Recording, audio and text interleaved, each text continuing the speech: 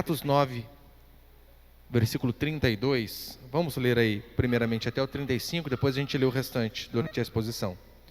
Diz assim a palavra do Senhor. Aconteceu que, viajando Pedro por toda parte, chegou também aos santos que habitavam em Lida. Encontrou ali certo homem chamado Enéas, que havia 8 anos estava deitado numa cama, pois era paralítico. E Pedro lhe disse: Enéas, Jesus Cristo te cura. Levanta-te, arruma tua cama. E logo se levantou. E viram-no todos os que habitavam em Lida e Sonora, os quais se converteram ao Senhor. Até aí tá bom, o restante a gente vai lendo aí depois. Olha para cá, por favor. O tema da minha mensagem hoje é milagres e boas obras. Na última semana, os irmãos devem se lembrar, eu falei sobre o início do ministério do apóstolo Paulo, de como ele, depois de convertido, de perseguidor da igreja, passa a pregar o evangelho, a falar de Jesus Cristo, a qual ele perseguia, e por conta disso, ele de perseguidor passa a ser perseguido. Tem que sair fugido de onde ele estava. E a pregação de Paulo era basicamente mostrar a Cristo para aqueles judeus através da própria escritura, da própria palavra deles. Este é o nosso objetivo. É que, através da escritura, venhamos a mostrar Cristo para as pessoas. E eu terminei falando sobre a lei da semeadura, que tudo aquilo que nós plantamos, nós colhemos. Com Davi não foi diferente, com Paulo não foi diferente. Paulo, devido a perseguir a igreja durante muitos e muitos anos, Jesus Cristo, com graça e misericórdia, o alcança no caminho de Damasco. Mas diz: este vai saber o quanto importa sofrer pelo meu nome. Haja vista que Paulo fez muitos e muitos cristãos sofrerem. E entrando aqui no versículo 32, é interessante que, enquanto a igreja era perseguida, os apóstolos, propriamente dito, eles ficaram em Jerusalém, não saíram dali.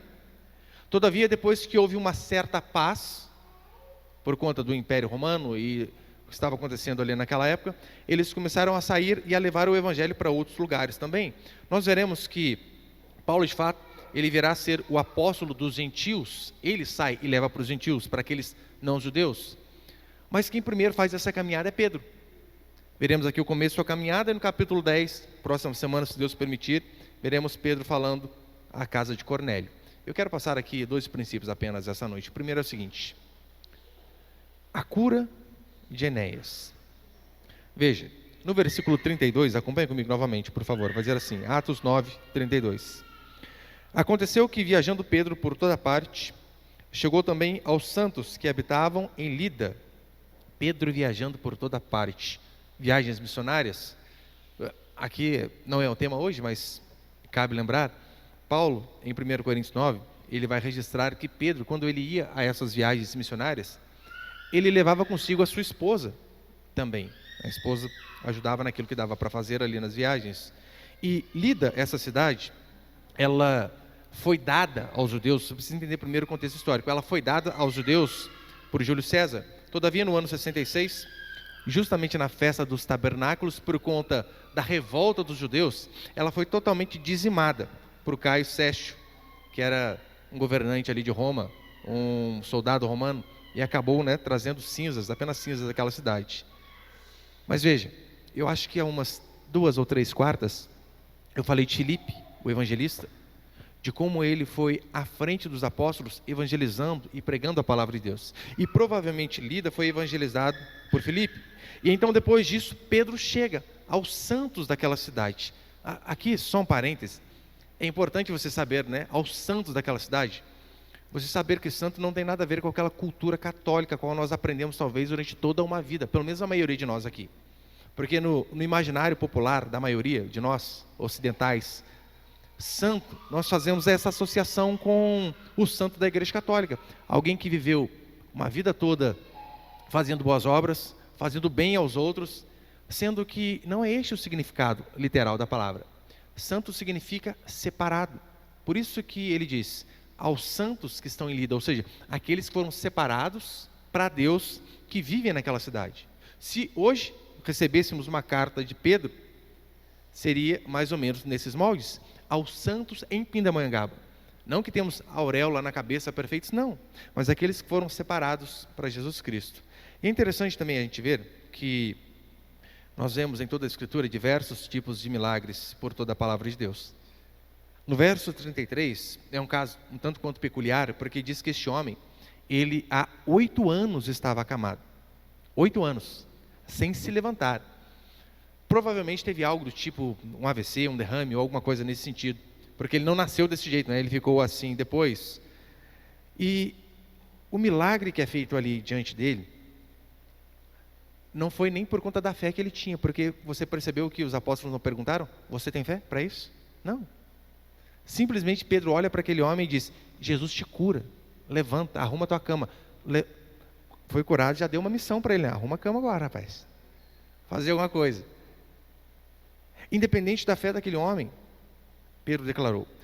E o mais importante de fato, desta passagem quando fala sobre a cura deste homem chamado Enéas, está no versículo 34 e 35, que vai dizer assim: e Pedro lhe disse: Enéas, Jesus Cristo te cura, levanta-te, arruma a tua cama. E logo se levantou. E viram todos que habitavam em Lida e Sonora, os quais se converteram ao Senhor. Pedro lhe disse: Jesus Cristo te cura. Pedro em nenhum momento quis chamar para si a responsabilidade de ser o homem que tem o dom de cura. Não, não, não, não. Jesus Cristo te cura. Nós vemos os homens de Deus como Pedro, como João, quando chegavam algumas pessoas diante deles e se ajoelhavam, prestavam alguma reverência, eles disseram: não, não, não, não, fique de pé, sou homem como vocês, não sou especial. Eu fui privilegiado pelo fato de ter visto a Jesus Cristo ressurreto, ter recebido uma missão dele, mas nós somos iguais, não tem que fazer reverência a mim, se ajoelhar a mim. E aqui ele, mais uma vez, ele mostra que a ênfase de tudo deve ser Cristo. A igreja deve enfatizar a Jesus Cristo, apenas Ele. Não tem nada a ver conosco, somos meros instrumentos. Imagina o seguinte: imagina que você tem uma dificuldade, uma árvore cai na rua da sua casa, e você empresta a motosserra do seu vizinho e vai e corta esta árvore, e então você desobstrui aquele caminho. Se você faz isso, depois você vai agradecer a quem? A motosserra? Oh, obrigado, dona motosserra, se não fosse o seu trabalho. Não, a motosserra foi apenas um instrumento. Quem fez foi o vizinho que emprestou. Em relação a Deus é a mesma coisa. Por isso que toda a honra e glória deve ser dada a Ele. Eu preguei sobre isso algumas semanas para trás, na carta de Tiago. Tiago capítulo 5, versículo 14. Olha o que vai dizer: algum de vós está doente? Chama os presbíteros da igreja para que esses orem sobre ele, ungido com óleo em nome do Senhor. E a oração da fé salvará o doente, e o Senhor o levantará. E se houver cometido pecados, será perdoado. Alguém está doente? No versículo anterior, alguém está aflito? Ore. E se houver algum doente, quem que vai levantar o doente? A oração da fé que vai salvar o doente, e o Senhor é quem levanta. É o Senhor quem coloca de pé.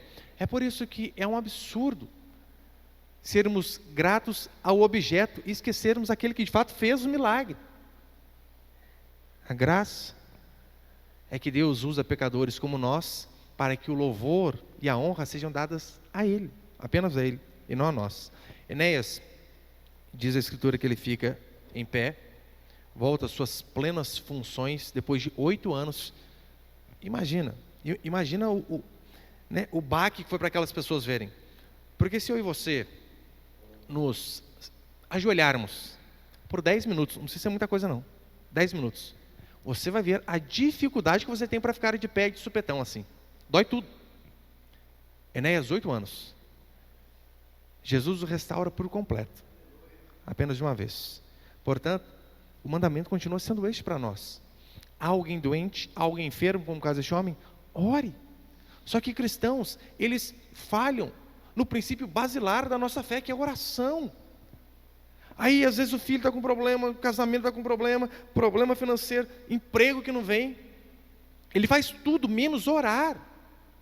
Esquece que é de suma importância, em primeiro lugar, buscar a Deus. Não estou dizendo que nós não vamos usar os outros recursos, como eu expliquei, terminando a carta a Tiago. A interpretação de muitos teólogos, de fato, quando ele diz, unge com óleo, é que o óleo era o remédio da época. Ou seja, tem alguém doente, você ora, mas dê o remédio adequado para que a pessoa possa curar. A nossa fé, ela não tem um divórcio com a medicina, de jeito nenhum. Anda junto. Oração com aquilo que é natural, não há problema nenhum. E segundo, e último que eu quero me deter mais um pouquinho, põe ele, por favor, calma. Segundo princípio, servindo a igreja e ressurreição. Versículo 36, acompanhe comigo, por favor. Havia em Jope uma discípula chamada Tábita, que traduzido quer dizer Dorcas. Ela fazia muitas obras e dava esmolas. Grave isso, muitas obras. 37. Aconteceu que naqueles dias ela adoeceu e morreu, e tendo lavado o corpo, colocaram num quarto na parte superior da casa. Como Lida era perto de Jope, quando os discípulos souberam que Pedro estava ali, enviaram 2 homens, pedindo-lhe: não te demores em vir até nós. Pedro levantou-se e foi com eles. Quando chegou, o levaram ao quarto de cima, e todas as viúvas o cercaram, chorando e mostrando-lhe as roupas e vestidos que Dorcas fizera enquanto estava com elas.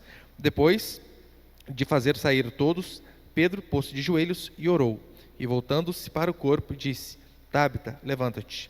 Ela abriu os olhos e, vendo Pedro, sentou-se. Ele lhe deu a mão, levantou-a, chamando os santos, e as viúvas apresentou-a viva.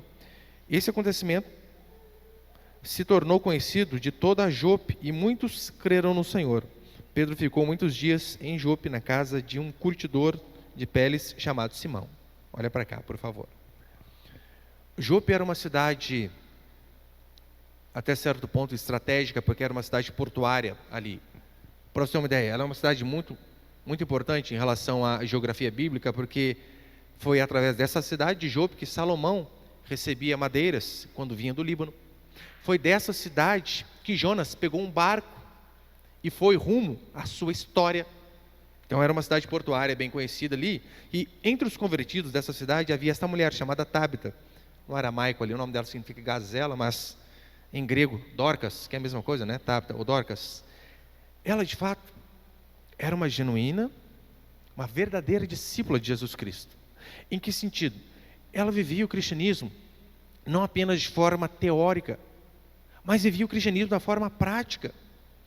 Ela era conhecida não por conta de sua oratória, não por conta de sua beleza, mas ela era conhecida por conta de ser bondosa e incansável no trabalho para a comunidade e na ajuda aos pobres.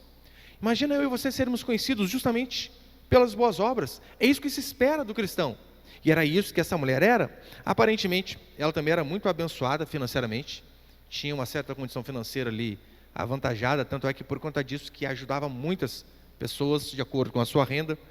E o que ela estava fazendo era nada mais, nada menos do que cumprir o mandamento, de que quando Deus nos abençoa, Ele não nos abençoa para que o dinheiro fique apenas conosco, mas para que outras vidas também possam ser abençoadas. É tão certo que Deuteronômio capítulo 15, versículo 11, vai dizer assim: pois nunca deixará de haver pobres na terra, por isso te ordeno, livremente abrirás a mão para o teu irmão, para o necessitado e para o pobre da tua terra. Eles sabiam, havia um mandamento de ser generoso, de ajudar o próximo. E é claro que este mandamento, ele não se extinguiu com o Pentecostes, com a graça, não, continua a mesma coisa. Agora vejam, como o ministério feminino é fundamental. Olha o quanto de coisas essa mulher aqui fazia. Veja o quanto a igreja precisa de fato das irmãs. Não pregando, liderando, sabemos que isso não é o chamado delas. De acordo com a Escritura, não é isso que a mulher deve fazer. Mas ela tem muita função e muita serventia na obra. Um exemplo é Dorcas. Como que a igreja precisa dessas irmãs? Servindo com suas habilidades, com sua gentileza. Porque percebeu, nós aqui os homens, via de regra, nós somos já mais ogros por natureza. Meio ríspido às vezes. Não, mulher fala um negócio, se eu peço alguma coisa, irmãos, vou ver se dá, pastor. Se a minha esposa, irmãs, por favor, tá bom, a gente faz. Mulher tem todo esse jeito, então é fundamental a simpatia, o serviço das mulheres. E Dorcas, por ser muito conhecida por suas obras, por sua presteza, por tudo que ela fazia de bom em prol da comunidade, da igreja a qual ela servia, essa enfermidade que culminou em sua morte, veio com uma notícia trágica que desolou todo mundo. Ou seja, a irmã que mais produzia em nossa igreja, que mais trabalhava, que mais fazia, morreu. Imagine a cabeça daquelas pessoas. O que será de nós? E é de suma importância que nós venhamos a fazer um paralelo com as nossas vidas. Por que eu digo fazer um paralelo? Veja, se fosse você no lugar de Dorcas, e você morresse hoje, acabou o culto aqui, amém, bom, acabou você. A sua igreja, a sua comunidade, ela sentiria falta de você do jeito que essas pessoas sentiram falta de Dorcas? Meu Deus, o que vai ser de nós sem o Sérgio? Sem o Laerte trazendo café? As pessoas sentiriam falta de você?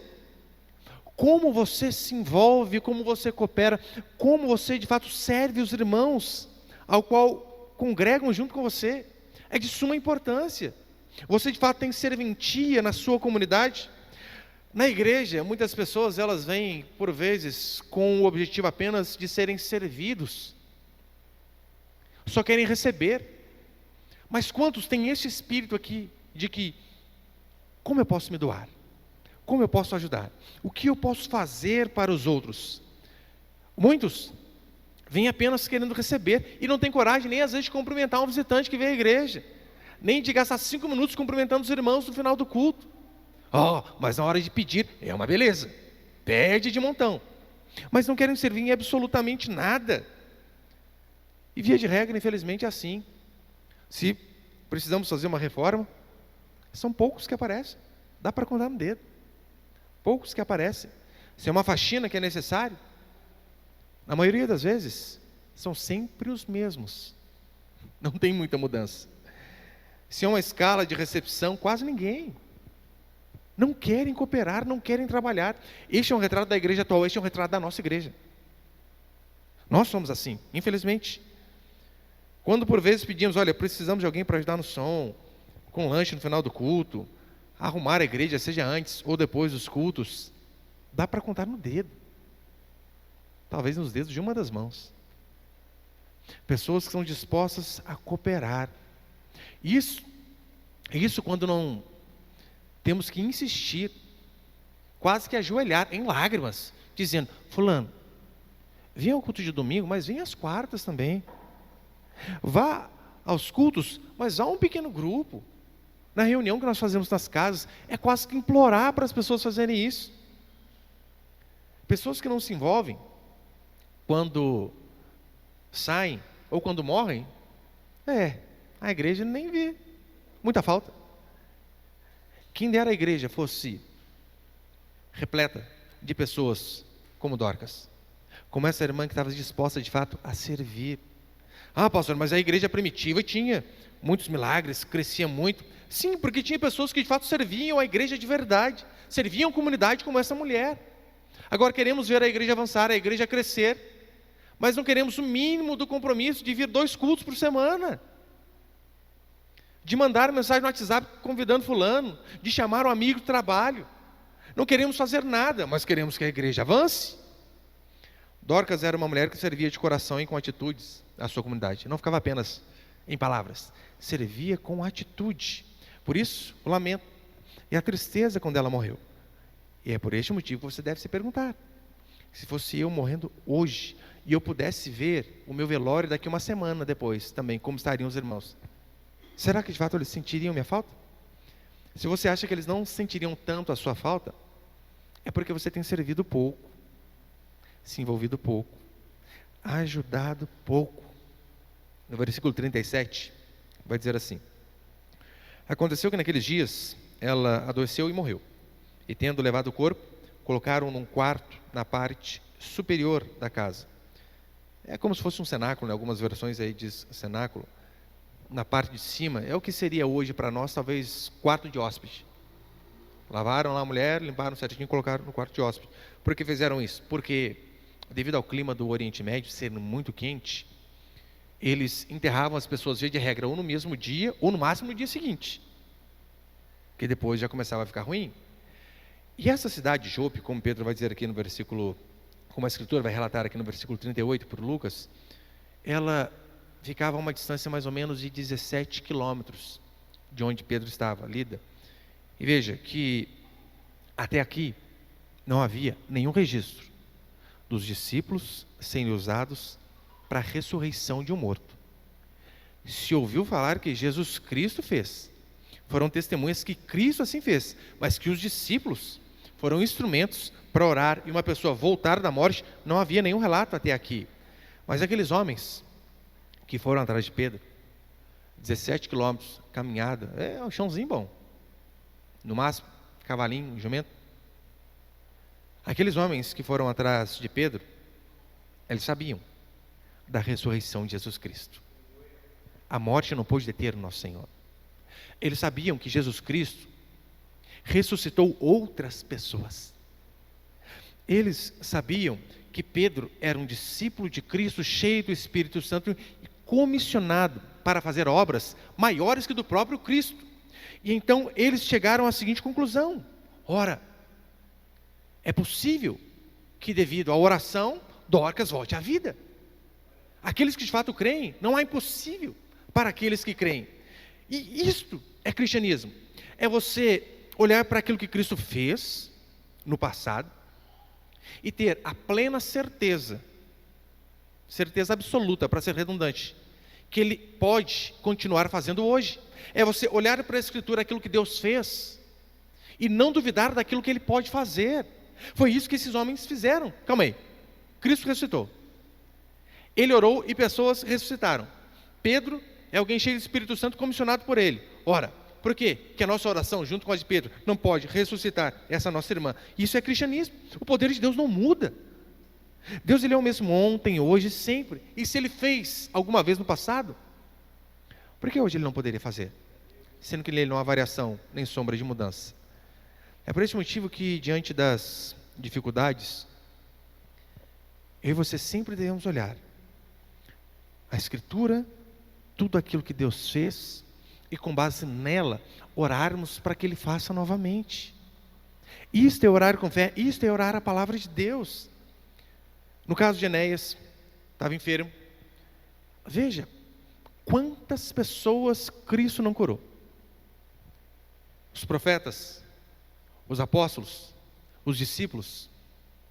Quantos leprosos, que era uma doença incurável para a época, não foram curados pelo poder de Deus? Quantos paralíticos não andaram? Quantos acamados como Enéas não foram colocados de pé?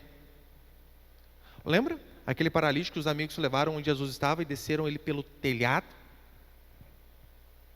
Isso é amigo. É aquele que te leva para Cristo, para perto de Jesus. Ele saiu dali andando. Veja a mulher hemorrágica, uma vida inteira gastando todo o seu dinheiro, e ainda assim, sem obter resposta. Ela toca na orla de Jesus Cristo, ali no seu manto, e diz a Escritura que então, aquele sangramento cessa. Quantas mulheres estéreis, até clamarem a Deus, e Deus ouvir o clamor delas, para que elas pudessem ter filhos. Isto é Escritura. É isso que você devemos fazer. Dorcas ressuscitou no mesmo dia que morreu. Lázaro, depois de 4 dias, já começando a feder. E Deus fez. Por quê?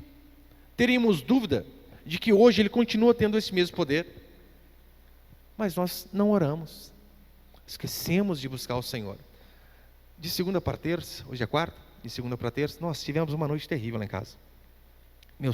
Dos 5, meus 3 filhos menores, todos ficaram doentes, uma tacada só. Nunca tinha acontecido isso. Às vezes era um, no máximo 2.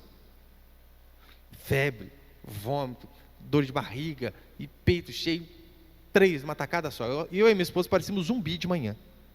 A hora que a gente pensava, vamos deitar, o outro chorava. Agora vamos deitar, o outro vomitava. Terrível, terrível, terrível, terrível. Aí então, eu estou lá de madrugada, perambulando de um quarto para o outro. Eu lembro daquilo que eu mesmo havia pregado em Tiago, algumas semanas atrás. Calma aí. Se há algum doente, chame os presbíteros, no caso eu mesmo. Ore. E oração da fé vai curar o enfermo. Jesus amado, dando remédio para ele. Não orei. Vai num berço, curado em nome de Jesus, porque é que a palavra diz. Vai no outro e dormimos em paz depois. Graças a Deus. Mas é isso que devemos fazer, orar. O irmão testemunhava esse dia no pequeno grupo também, problema com o filho lá. Nossa, por que a gente não orou até agora? Pegou a esposa, chamou as crianças, oraram. E é isso que eu e você devemos fazer. Ora como declara a Escritura, impõe a mão, clame pela graça do Senhor. Agora os cristãos, eles conseguem olhar e ver Moisés sendo instrumento para o mar ser aberto, mas eles não conseguem ter fé o suficiente que Deus pode abrir porta de emprego. Mas calma aí, ele abre o mar para o povo passar com o pé seco. Ah, Senhor, mas um emprego com bom salário nesta época de crise do governo, é muito difícil. Não é difícil, é incredulidade. É claro, não estou dizendo que você vai orar e ficar dormindo até 10 horas da manhã, claro que não. Acorde cedo, trabalhe duro, se profissionalize, faça o melhor que puder, mas ore. Aqueles homens, eles também tiveram a humildade de pedir a Pedro, caminhada, Pedro, vem por favor, nos ajude. E vocês repararam que na leitura do texto, eles não falam aquilo que eles queriam. A mulher morreu, ora por ela. Não, ele só chama, Pedro, venha. E Pedro vai. Eles pediram a Pedro para que Pedro orasse. Peça a Deus, clame, chore, invoque o nome do Senhor se necessário for, mas creia que a oração, ela de fato tem este poder de mudar a circunstância.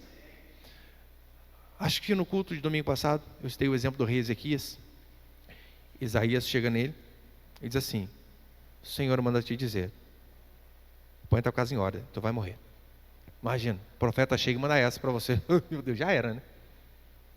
Diz a Escritura que enquanto Isaías sai, o rei Ezequias vira o rosto e ora, e clama, e busca a Deus.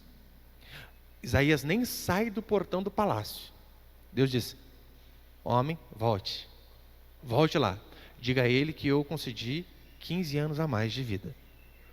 Tudo por conta de um clamor, buscar, orar de fato a Deus. E é assim que nós devemos fazer.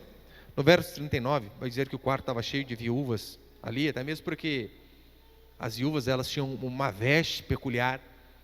Era um grupo, de fato, deixado meio de lado. Normalmente estava associado com pobreza. E talvez seja um dos motivos que elas gostavam muito de Dorcas, porque essa mulher as ajudava bastante, não só financeiramente, mas com roupa e com as coisas que ela fazia. E no versículo 40 e 41, a gente já está encerrando, vai dizer assim: depois de fazer sair todos, Pedro pôs-se de joelhos e orou. É assim que Deus vai responder a nossa oração. Pedro pôs-se de joelhos. Apenas, claro, né? Não que estar de joelhos significa ter o coração quebrantado e humilde, não. Mas o prostrar-se de joelhos está associado à subserviência, a reconhecimento de que não há poder em nós, mas apenas em Deus. E foi isso que Pedro fez. E é isso que eu e você devemos fazer. Por vezes nós não vemos milagres em nossas vidas, é porque estamos pedindo as coisas para Deus, mas de pé. Ou às vezes nem pedimos, achamos que nós damos contas de fazer. Vamos tentando a força do nosso braço, achamos que conseguimos e nada. Mas enquanto estamos de pé, Deus não age. Não age. Aqueles milagres, vai dizer a Escritura, eles resultaram na conversão de muitas e muitas pessoas. Eles viram, de fato, aqui é o poder de Deus. E no versículo 42, a segunda das informações que nós vemos aqui, né? E esse acontecimento tornou-se conhecido de toda Jope, e muitos creram no Senhor. Depois do verso 43 ainda vai dizer assim: Pedro ficou muitos dias em Jope, na casa de um curtidor de peles chamado Simão. Provavelmente aqui o que está acontecendo é que Pedro está quebrando mais um paradigma da religião. Por quê? Se hospedar com Simão, curtidor de pele, para se fazer, vamos colocar aí um jarro de vinho da época, um odre, alguma coisa assim, era necessário matar o animal, esfolar o animal, colocar a pele para secar. Isso tinha um mau cheiro danado no lugar que essas coisas eram feitas. E não só isso, para os judeus, cerimonialmente, quem fazia isto era considerado como imundo. Aí Pedro, ele vai e fica justamente na casa de uma pessoa desta, para já começar a quebrar aquele paradigma que nós veremos a partir do capítulo 10, ele de fato indo na casa de Cornélio, levando o evangelho ali aos gentios. Mas o mais importante disso aqui, que vocês devem guardar, é Se você está passando por alguma necessidade, ou no caso precisando de fato de um milagre, por que você não tem fé que Deus pode fazer com base em tudo aquilo que Ele já fez? Nós vemos aqui um homem que depois de 8 anos, sem andar, apenas com uma oração e com uma palavra ele fica de pé. Nós vemos uma mulher que havia morrido, ser trazida de volta à vida. Você precisa também clamar a Deus, mas não só isso. É importante que você venha a relembrar o papel fundamental que essa mulher teve na igreja, o quanto ela servia, e por conta disso você também se cobrar. Quanto você tem feito pela comunidade ao qual você congrega? É por esse motivo que não dá para ser desigrejado, está vendo?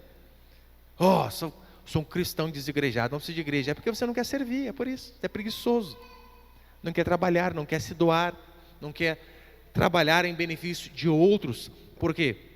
Olha, para que essas cadeiras estivessem enfileiradas, o chão estivesse limpo, a igreja estivesse em condições mínimas para receber o culto de hoje, pessoas tiveram que vir aqui limpar. É o mínimo. Para que houvesse um louvor, pessoas tocando instrumentos, algumas pessoas tiveram que se dedicar semanalmente, algumas talvez já durante anos, para que o instrumento tivesse um som necessário para que nós pudéssemos juntos buscar a Deus. Ou seja, servir. Não seja aquele cristão que só quer o venha a nós. O que a igreja tem para me oferecer? Maus cristãos chegam assim: o que vocês podem fazer por mim? Bons cristãos chegam: o que eu posso fazer? Onde eu posso ajudar? Esteja disposto a servir a sua comunidade, meu querido irmão e irmã. Imagina o seguinte, só para terminar. Aquelas pessoas buscaram a Pedro e disseram: Pedro, vai lá. Ou seja, essa mulher está fazendo uma falta na igreja, Pedro. Imagina se é você que morre. E a gente descobre que o apóstolo Pedro estava aqui do lado, Taubaté. Será que devido ao seu serviço, ao tanto que você se envolve, ao tanto que você serve, será que os irmãos eles sairiam daqui desesperados para chegar: Pedro, vamos lá orar pelo irmão lá, ele morreu, não, ele trabalha demais na igreja, ele tem que ressuscitar? Ou você acha, deve estar lá, o Sérgio morreu, só a ilustração da Sérgio. Eu estou falando para ele que ele está aqui, né? Daí a gente vai lá, e eu e o Edivaldo atrás de Pedro: Pedro, venha à nossa igreja, ore pelo Sérgio. Quer que eu ressuscite ele para ele voltar a trabalhar? Não, ele não faz nada, é só para fazer o velório mesmo. Só para desencargo de consciência. Dá a bênção lá, vou embora. Faz nada mesmo, então morto e vivo aqui, sentado. Não tem diferença nenhuma. Imagina que horrível seria. Que horrível seria. Que nós possamos seguir o exemplo dessa mulher. Servir. Servir. Servir. Pensar no outro, não pensar apenas em nós. Como já disseram alguma vez, né?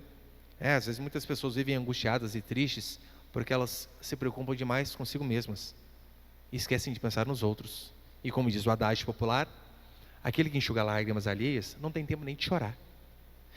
Que façamos o bem para o próximo e jamais venhamos a esquecer: não há impossíveis para aqueles que creem no Senhor. Amém, queridos?